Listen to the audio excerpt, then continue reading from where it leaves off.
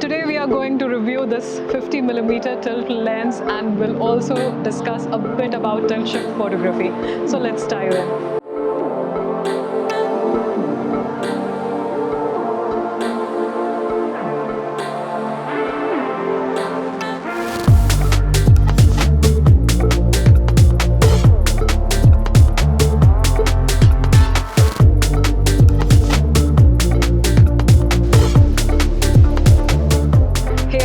This is a special purpose TTArtisan 50mm tilt lens.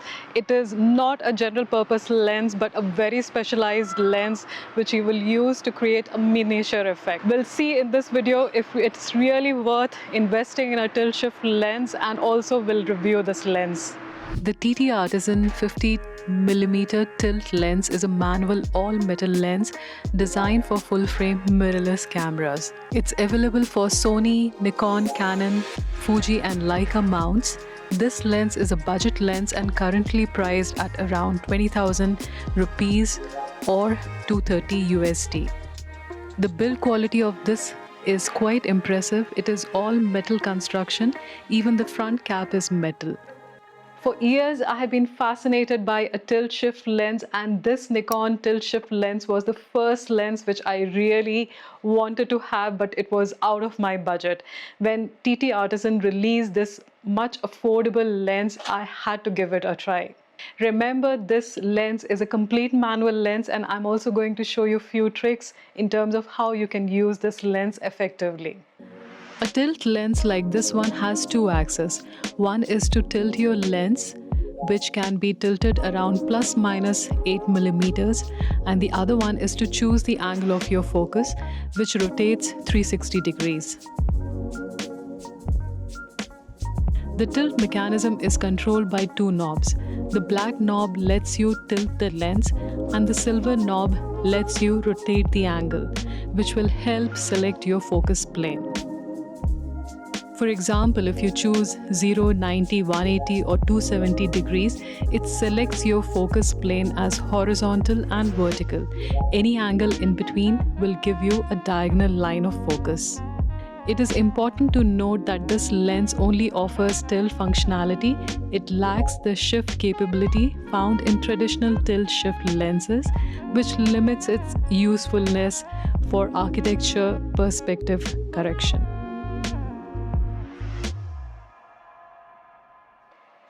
This lens comes with a lot of great use cases where you want to really be very selective in your focus. For example, if you want to focus on something which is completely vertical, like buildings or waterfall, then this would be a great lens where you can selectively choose that particular area. So basically, you can change your focal plane from, say, vertical to horizontal or even diagonal. This also means that you can keep two objects in focus if they are far apart, as long as they are on the same plane of focus. Like here, both these houses are in the same focus, though they were far apart.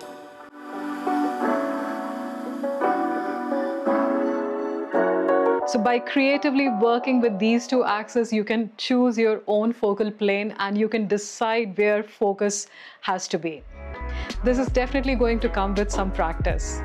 So focusing with this lens could be a little tricky, but you can use the live mode on your camera and this will tell you exactly where the focus is, and it becomes a little easier to use this lens. Chromatic aberration is severe at wide open at 1.4f, but when you stop it down to about 2.8, some of the aberration is gone. So this lens is not particularly very sharp, and I'm sure you're not going to buy this lens because of the sharpness. But this is where the beauty of this tilt shift lens lies. You will want to create that kind of a dreamy effect, which will really be characteristic of only a tilt shift lens. I also discovered some light leaks when using extreme tilt angles when shooting against the sun, especially when tilted downwards. So don't try to tilt it completely, and some of the light leaks can be avoided by that. Again, light leaks is a personal choice and you can use it creatively. And here I have said enough. This is a manual lens, and if you try to be in hurry when you're clicking photos, then you're not going to do justice with this lens. So the best way is going to be, first you need to decide where you want your focus to be, and then using both the axis and combination, we will try to pinpoint the focus in that particular area. Like here at this lake and the jetty, I wanted to have a horizontal focus on this jetty and rest everything blurred. So I chose an angle of 270 degrees and tried few apertures manually. 1.4 was too soft, so I shifted to around 2.8, and these were the results.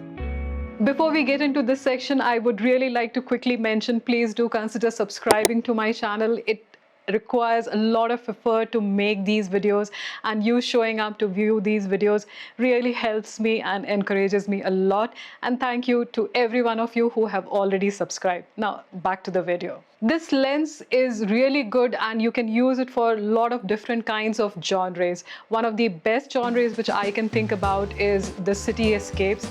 I wasn't able to do a lot of justice to this lens and I haven't tried it out much, but think of miniature effect with a cityscape or a street scenes with miniature car. This is where I really feel the creativity of this lens really shows through. Always remember, the key to shooting a miniature effect is really going to work if you are using an elevated view. So try to go up a building or a bridge and then try to click a cityscape, which will really give it toy-like kind of a miniature effect.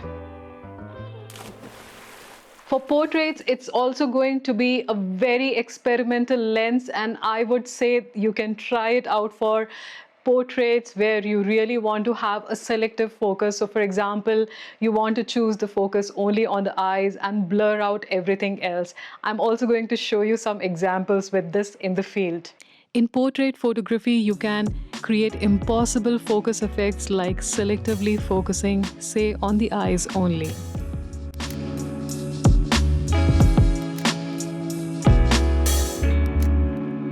You can also use this lens for product photography, which I think is a really good use case, where you can use a selective focus and pinpoint and focus on the object which you really want to showcase in your scene.